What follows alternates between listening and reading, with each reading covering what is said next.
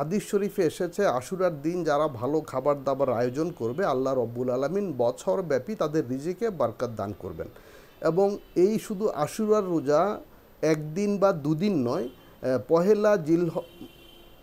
পহেলা মহরম থেকে শুরু করে 10ই মহরম 10 দিনের রোজার কথা হাদিস শরীফে রয়েছে এবং এর বিশেষ ফজিলত রয়েছে। এ আশুরার আরেকটি পর্যায় হলো কারবালার ঘটনা। হুজুর ওই প্রসঙ্গে আসতেছে, আগে একটু রোজারটা যদি বলে নেন যে আমরা আসলে এই মানে মহরম তো আমরা সাধারণ বাংলাদেশের মানুষ ওইভাবে আমরা ডেটটা বুঝি না বা আমরা খেয়াল করি না। যদি আপনি ইংরেজি মাস বলেন তাহলে আমরা আসলে কবে রাতে সেহরি খাবো, কবে কবে রোজা রাখবো?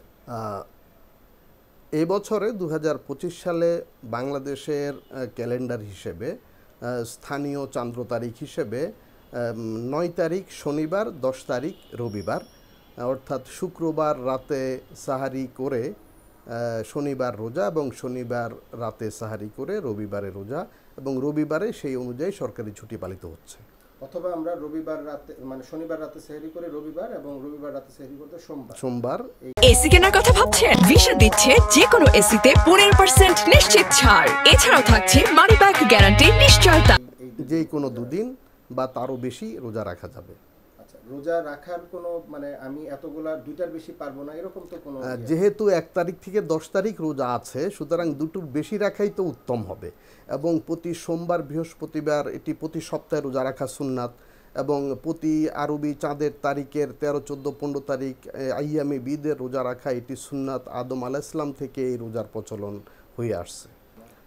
কারবালা ইসলামের ইতিহাসে অত্যন্ত হৃদয় বিদারক এবং তাৎপর্যমণ্ডিত একটি ঘটনা, যে জুলুমের বিরুদ্ধে প্রতিবাদ করতে গিয়ে ন্যায় শাসন প্রতিষ্ঠার জন্য হজরতে হুসাইন রাদিয়াল্লাহু তাআলা আনহু এবং আহলে বাইতের অনেক সদস্য শহীদ হয়েছেন, শাহাদত বরণ করেছেন। তো এই জন্য এই কারবালার দিবসটি আমাদের কাছে খুবই গুরুত্বপূর্ণ।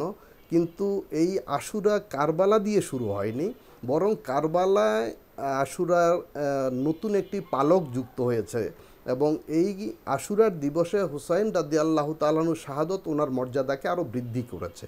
এবং এর জন্য নতুন বিশেষ কোনো বিধান বা আমল নেই, পূর্বের যে আমলগুলো ছিল সে আমলগুলোই বহাল আছে। এবং এই কারবালা আশুরা শুধু একমাত্র ইতিহাস, বিষয়টা এমন নয়।